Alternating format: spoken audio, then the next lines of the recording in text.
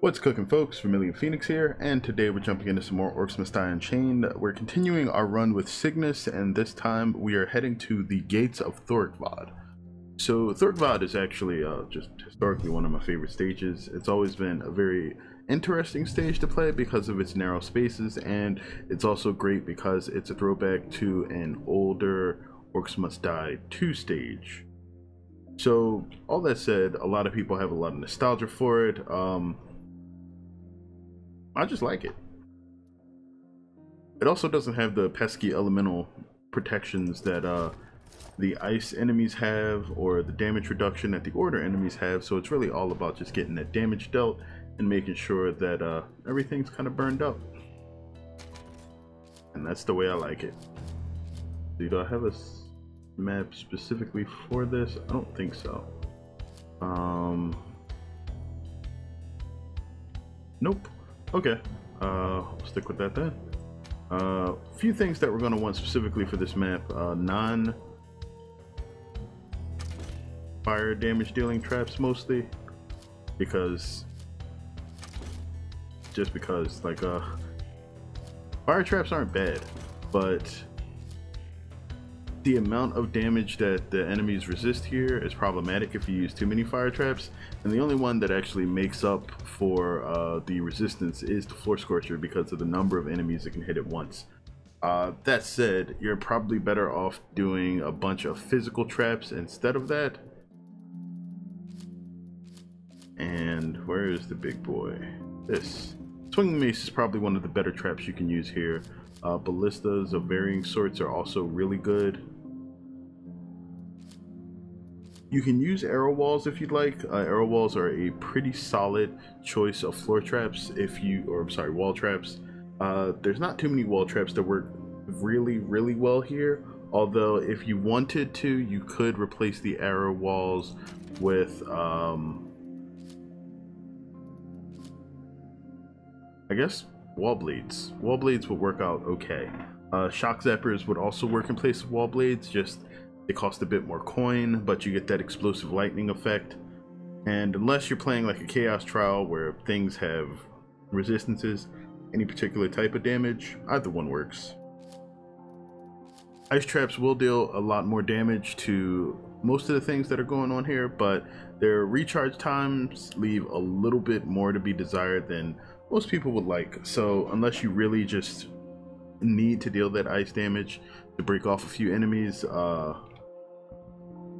probably best to just go with something that recharges or refires faster, and that's probably going to be physical traps most of the time. So for walls, I think I'm just going to stick with the regular arrow wall. If you don't want to use the BGH ballista and you're okay with taking care of all of the unstable rifts yourself, which isn't too bad if you're using a ranged character on this map, you can drop the BGH ballista and go for BGH arrow walls, in which case you're pretty much guaranteed to murder the crap out of the bosses when they show up. We're not going to do that. We're going to grab Feeling Fierce here. We're going to replace this with Making It Rain.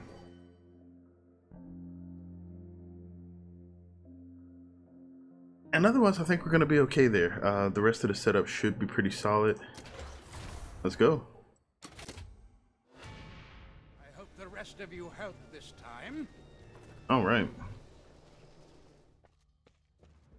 So what we want to do here is set up our first guardian. I always like using the stable hand, primarily for two reasons. One, Cygnus doesn't have the greatest mobility in the world, and this gives him a bit more. There's not really a lot of speed pads or anything on this map whatsoever.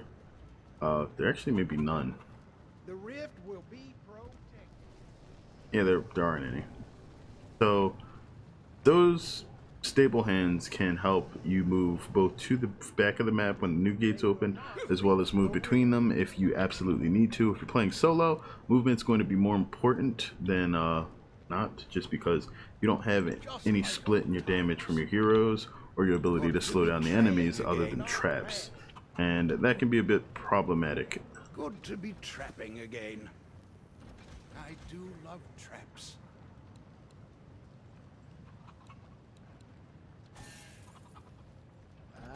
Good to be trapping again. Okay, so all that done. Good spot for this. Don't quite have enough. Beware, intruder. We do that. We can do that. Alright, so that's not bad. I didn't need to sell both of them, just one. And that's pretty much how I like to start most of the time. This little No trespassing. right angle here is just to force enemies down this single path. And these are, of course, to group the enemies up for the arrows and whatever else I place up there. Eventually, there's going to be a couple of swinging maces. And those will do a lot of the work that I don't want to later on. Overall, that should be actually a pretty good start. Get a little bit of damage on most of the enemies that come out. The wall darts will fire relatively quickly, and you should be able to get some half-decent damage going. Find out in a few moments.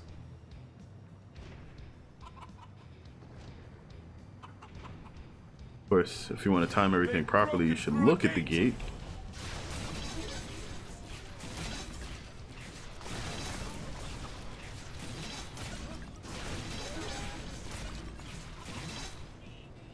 There we go, combos all around, which means a bit of extra coin for me, which is nice.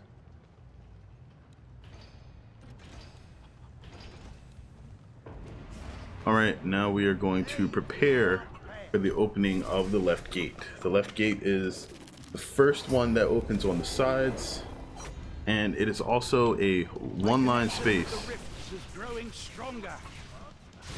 So there's no need for anything fancy as far as barricades or anything like that on the left. You're, whoa, why did... Was that some weird form of auto-targeting? Because he was firing... Oh, I almost missed that jump. It appeared like he was firing strictly at the stilt orc in the back. That was kind of odd. Look out! Our defenses have been breached again. Now, you don't want to have enemies flipping back into the purple gate there. That prevents them from taking damage when they're behind it. And that just makes things... It makes it way harder than it should be. So I would recommend having your floor scorchers, if you're using them, pointing towards the doors and a little bit further back, just to prevent any weird mix-ups that could cause problems. Of course, more problems than you want. Your goal here is really to take out the big guys. The big guys are the ones with the greatest opportunities at basically screwing up your entire clear of the map. And so making sure that they're not doing anything that you don't want is definitely important. This is our first unstable rift, spawned in a pretty happy place. You can knock it out really easily. Now you want to put these swinging maces up here on the ceilings above these narrow passages. If you can get 2 above each, that's great. Not everybody's finished yet, so that's fine. We're gonna grab Paternal Instinct for the extra duration on our Rift Shard, because that's just really, really good. They've broken through a gate. Like I just want to place more swinging maces up. It would guarantee that nothing... Oh wow, I missed that really badly. Thank you for the that good old hit scan targeting of your lightning bolts. Zaps them with no questions. I like to use the right side whenever I'm defending this rear area. What that means is that I generally barricade up that left side. I use 2 barricades because eventually there will be some enemies that are basically just going to blow up that barricade. And if you are using only a single barricade, it'll break and you may have to deal with enemies using both of the little rear corridors. It's a little problematic, so in spite of doing that, I just make sure that I don't have to by placing the second one.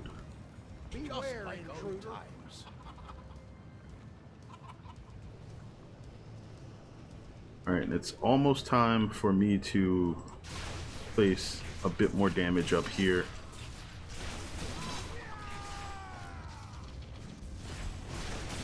The amount of damage that you can place with traps is essentially equal to the amount of coin you can gain, minus the cost of the traps themselves. Like, the more traps you can place at once before hitting the trap cap, your coin gain is going to be more important.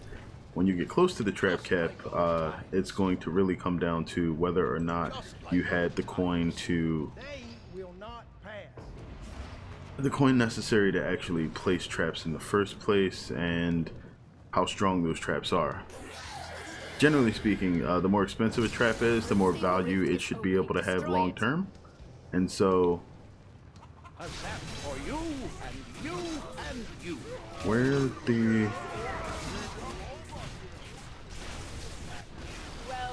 Okay. Our barricades are under attack. Oh, alright. For whatever reason, I was looking for the fire elementals in the back when they were coming from the front. I don't know why I thought that. That's what happens when you take a break from the game. You start forgetting things. My memory is not the greatest thing. It used to be. Maybe I'm getting old. Enemies are attacking on another front. Good to be trapping again. I like to concentrate my traps around small spaces if possible. Allows me to make sure that I'm dealing a lot of damage really well in one place.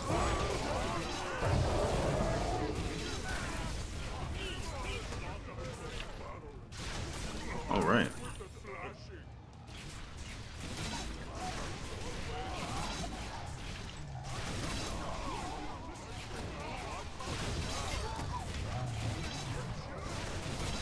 And again, that's the good thing about using a lot of physical traps. The fire ogres don't really have any defenses against them. And you don't want them defending against your traps. Good to be trapping again.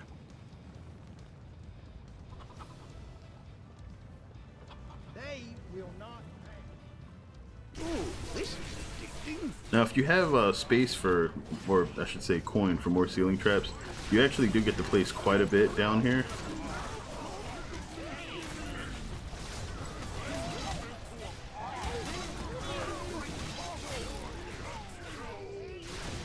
I missed. That's bad.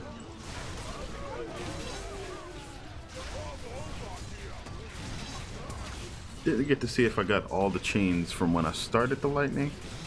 I'm not sure if like No trespassing. there we go. If you get the chains if you start the lightning before Rift Lord is gone, or if Rift Lord has to stay active for the chaining to continue.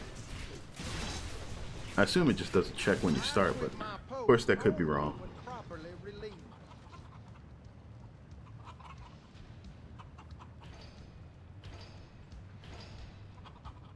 They've summoned a boss minion. Now one more of these should do me good. There.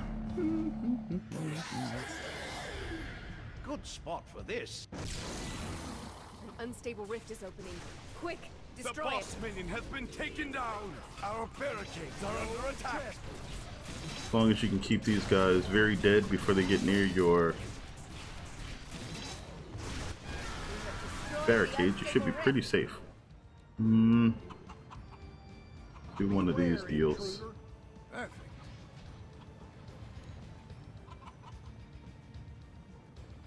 Alright, the fire traps are actually helping out to keep a lot of the enemies dead really quickly. Again, Floor Scorchers, just due to the size of the area that they cover, are ridiculously good traps.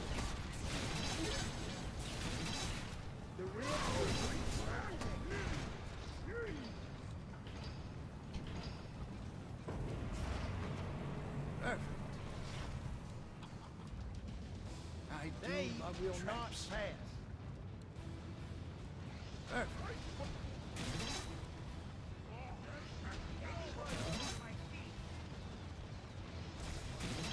Alright, for the most part, that area should be absolutely no problem. Guardian will be slowing things. The sides up here are probably the scariest areas that I have There's not enough slows back there to take care of the enemies that are going to be coming through there for the last couple of waves. And that's really what we want to work on next. Good spot for this. Good spot for this. Ha! Of course, there's that wait for the enemies to spawn down here. A boss is on his way. Of course you are. That goes there. Oh. Got him. Gotta be careful about these earth elementals. They can split, and the issue that you usually have here is if you don't have enough traps placed so that they deal damage multiple times along the area and not just once, these guys get a chance to overrun your defenses. And they do it through sheer numbers. And they're fast, which is like literally the best combination of things that you can possibly do against somebody that isn't a player. Like without a constant AoE ability, traps can get overrun easily. That goes there. Which is pretty much the reason why slows are placed everywhere, but they're immune to them. So earth elementals, they are probably one of, if not the most dangerous enemy in the game. That's also why a lot of people have trouble with falling folly. Not that the level itself is difficult, but that its difficulty is created by the ridiculousness that is early waves of earth elementals. Wonderful. Now I will be even better at killing things. Let's see if this actually takes them out on its own. Close. Up, he was just out of range for the swinging mace to finish him off. Not the worst situation, but could be better. Many minions, one lightning strike. That one may have actually just died on the traps. Get ready for the final wave. Traps. Alright, we do that, and I think we should mostly be okay. Beware, intruder. Traps. We do that too. That should solve the majority of my problems. That goes there. The boss minion has entered the battlefield. Do before it's the opposite of a problem because we have the BGH ballista. That's 2 shots. Boss And there's the defeated. rest. Alright, so these are the elementals that I mentioned before. Firelings. They're going to Our wreck barricades have that been barricade. destroyed, our barricades. And then everybody else is going to walk around here. The front side enemies should, for the most part, be wrecked already. Completely. No questions.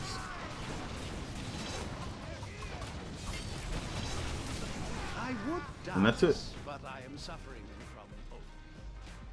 The pre-planning of that other barricade to sort of decoy the firelings is just a good idea if you don't want to have to deal with it. And you can actually do that a lot faster if you are able to clear most of the enemies out at the gates.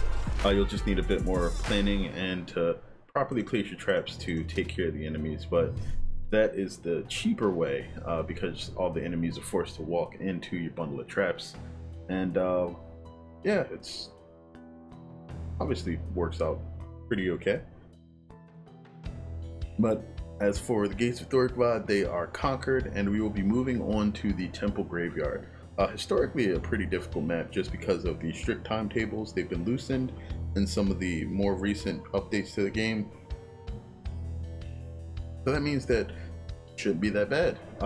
The trick with the Temple Graveyard is always understanding the order that the enemies spawn out of the gates in and getting your traps in place to take them out before they're actually able to get any sort of decent distance towards your rift or, you know, over your traps.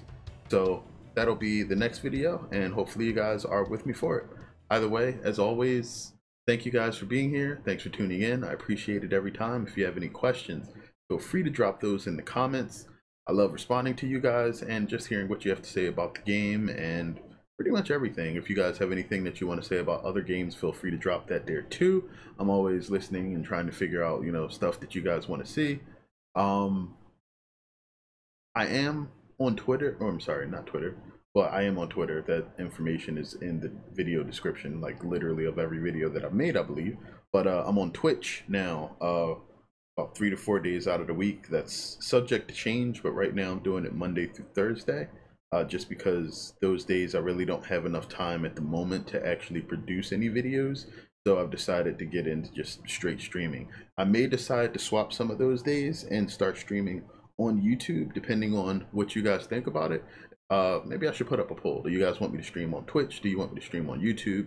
I'm a Twitch affiliate already, but YouTube also has some features, and of course, most of you guys are here already, so we could decide what to stream and, you know, set some streams up here too. Either way, you guys let me know where you'd like to see the streams, and that's where I'll be. And that's a long-winded way to say, you know, just make sure you guys take care of yourselves, because I'm not the most important part of the channel. You guys are. Without you guys being here, everything that I'm trying to do and the stuff that, you know, gets planned wouldn't happen. So thank you for being here again, and as always, have a good one, folks.